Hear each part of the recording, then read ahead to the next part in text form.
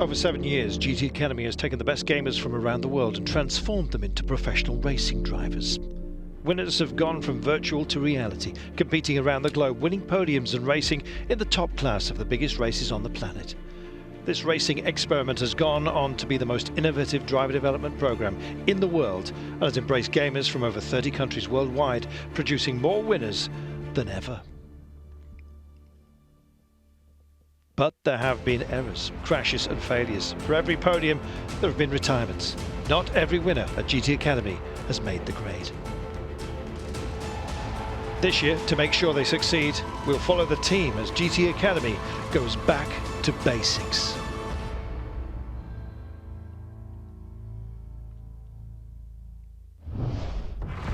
Roman Sarazan beat over 100,000 gamers who entered GT Academy to win the chance to become a pro racing driver. He's currently on the intensive driver development program, but one major concern facing all of the rookie drivers that have won GT Academy is the danger they will face on track. From the beginning, we know that racing is something dangerous. It's a risky sport. Motor racing can be very dangerous, and unfortunately lots of people have lost their lives competing in this wonderful sport. Things can go wrong very quickly. The speeds are always high. It's my biggest worry that when they leave that pit lane, whether they have an accident or not. We're pushing them through a program in a pretty quick way, but I'm very aware that it could go wrong. Winners of GT Academy often have little or no experience of real-life racing. The knowledge they've gained at race camp or in the virtual world is what they rely on.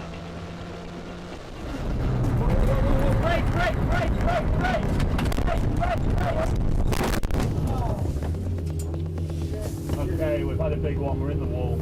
I'm very quick to point out that in the real world, they haven't got the luxury of just pressing reset as they have in the virtual world. And through the driver development program, they do see accidents. Some are involved in accidents. When you hop in that seat, you've got to realise that, if you push that boundary, you push that limit, you're potentially putting yourself at risk.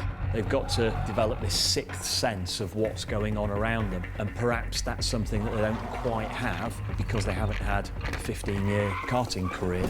These guys are hopping straight from a computer game into some very, very high-speed cars, but they go through some really, really strenuous training. They build you up throughout the program and get you in faster cars as your ability progresses, and with that comes more danger, but I think you become more prepared and focused at the job, that you learn how to control that risk.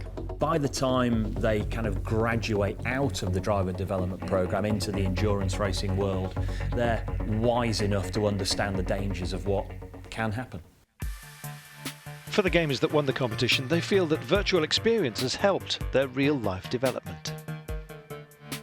Usually there's two types of gamers. You have the hardcore guys who race like they would in real life, so no contact, and then you have the guys that just jump on it and just smash everybody. All the guys in GT Academy, we're the hardcore type. We race like we would in real life, so we don't see so much of a difference in how we race virtually to real life. Lots of people think that when the guys come from a gaming background that they're going to be just dangerous on track and they have no fear, but that's actually not true. You just can't override that self-preservation mechanism that we all have built into us, so it's never really proven to be a problem. Despite the best efforts of the drivers, they will all experience their first crash at some point in their career.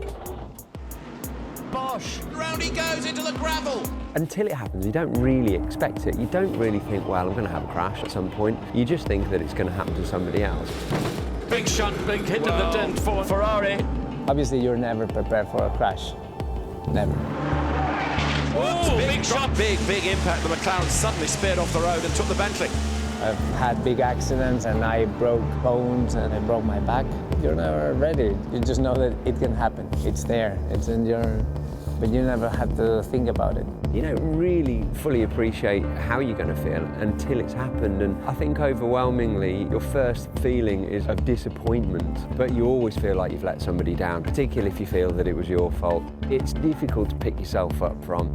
Me having my first shunt, it was in GT4, the first race outside the UK. It happened in practice, which was terrible because we didn't get to race. I was mentally completely fine. I was just really pissed off at myself because I didn't get to race. My teammate didn't get to race as well. I was very conscious of what the team thought of me as well because you're fresh, you're a new person in the team. But I was reassured that everything was going to be fine. This stuff happens in racing, just don't do it often. I knew exactly what happened, and I knew what I could have done to stop it as well. If you don't know what happened, that's when it plays on your mind, you start replaying stuff. You just have to look at why it happened, the causes of it. It may not have been your fault. You learn from that and you have to move on, because if you dwell and reflect too much, you just won't take any risks and you'll be a slow driver because of it. I did have my very first one at Alton Park, and it was just something where it was tricky conditions and it caught out half the field. It was at the start of the race, so I had to make sure that I had to continue to keep focused on the job that was at hand and make sure I brought the car home and we got that signature, which is our main job. But the biggest thing is I learned from that mistake, and you can't dwell on those things. These things happen, it's motor racing. It's all a part of the program. You're here to learn, so you make those little mistakes, you learn from it and you don't do it again.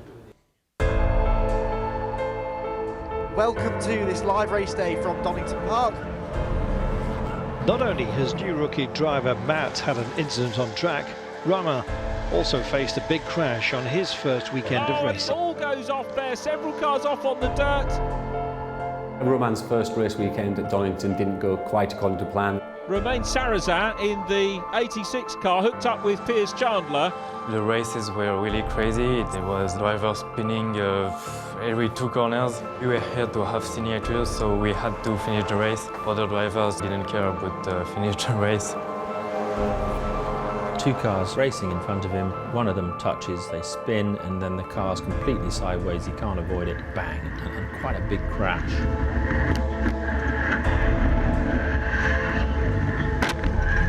I could not avoid it because I was already avoiding another driver in the outside of the corner, so with my experience it was impossible to avoid. He obviously was a bit shocked, and that's normal. First race weekend and you've been a part of quite a big accident. It was a good learning experience for him, and I think he dealt with it really well. It shook him up, and he suddenly realised that this can happen.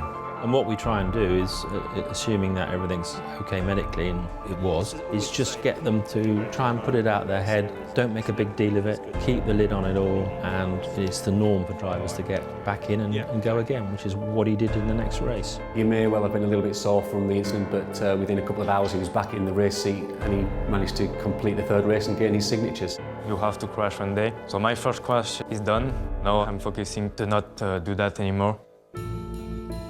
The race team worked closely with the drivers to help them overcome any psychological impact from the track incidents. When I crashed, I felt a little guilty because it was only my 2nd race. So yeah, really hard psychologically. Once we've had time to reflect on that and look at why it happened, we can put very minimal fault at his door, so he just needs to forget about that now and move on. Everyone told that it was not my fault and I could not avoid it, so it helped me to pass through.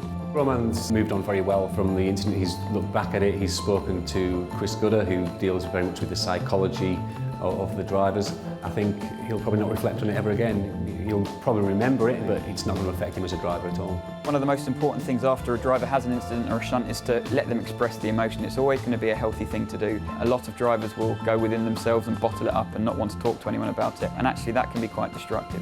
If they get given a safe environment and a safe person to talk to and express their emotions and the fact that they are struggling with coming to terms with that particular shunt or accident, and they have concerns going forward off the back of that, well then express them. That's always going to be the starting point.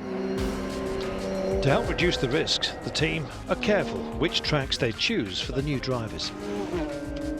A track is never really safe, but some tracks are more friendly than others. There's tracks like Paul Ricard or even Silverstone, where there's lots of runoff in the corners, which is good for new people coming through. Every single track, every corner, we know it. Wherever they are, whatever we're trying to achieve, we have that completely in our mind. And so we would never ask them to push at a circuit where things can go terribly wrong. So, for example, Silverstone Grand Prix circuit, when we want them to really show us what they can do, that's where we'd go. And the chances are that any incident is a spin, maybe a bit of gravel. What we wouldn't do, for example, is that at Alton Park or Castle Combe, these sort of circuits, 8/10 as regards driver development programme. Not 9/10, certainly not 10/10. If the drivers do have an incident on track, this will have an impact on the entire race team. Any kind of crash puts pressure on us as a team.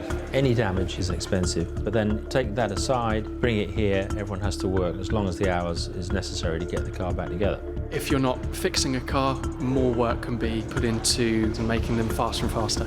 If you're crashing every single race, bringing the car back in several bits and pieces, all your spare time is then spent on fixing the thing. If we're at the circuit and the car's repairable to race, then we'll do whatever we can, and we have done on many, many occasions. If we do get that call about an accident, normally we have got a disaster plan of who's going to do what. Everything's fixable. It's just a case of how long it takes. We tend to go through sort of a fair amount of splitters, bumpers, dive planes throughout a season. If it's very bad, the chassis is bent, for example, and say something like the gearbox casing is damaged, there's nothing you can do at the circuit, but ultimately everything can be repaired, and is normally. To help keep the drivers physically safe, the FIA imposed strict safety guidelines for keeping cars' crash risk to a minimum. In any racing car now, especially in GT3, GT4, you have an FIA spec and approved roll cage. So we have side impact bars, rollover bars. A number of other modifications that we make that are required in order for us to set foot on a racetrack are the fire extinguisher. This has jets down towards the driver's feet, the engine bay and around the fueling areas of the car as well. That can be set off at the touch of a button both inside and outside of the car. Alongside those buttons are electrical cut-off switches, so you can immediately just terminate any kind of electrical current going around the car. The safety harnesses can be 5-point or 6-point harnesses, so shoulder straps, 2 lap belts, as well as a crotch strap just to keep them firmly secure. There's lots of checks we do before we go to an event. All the seat belts have got life numbers on them, same as the seat. So for scrutineer and all these things need to be checked to ensure everything's within mileage. Most recently, the biggest advance has been in the safety device for your neck, the HANS device. That has seen a reduction in injury. It's a terrific thing, and no one ever drives in our team without the HANS device. They are fantastic. The drivers also wear numerous items of protective clothing. We have fireproof overalls, fireproof socks, fireproof shoes, fireproof balaclava, fireproof underwear, carbon helmets which can withstand very heavy impacts. A lot of safety equipment on us and inside the car to protect us, but hurting yourself is a thing that I don't particularly think about. All my attention, all my efforts and energy is on being the best racing driver I can be, but it's not 100% safe, it never will be.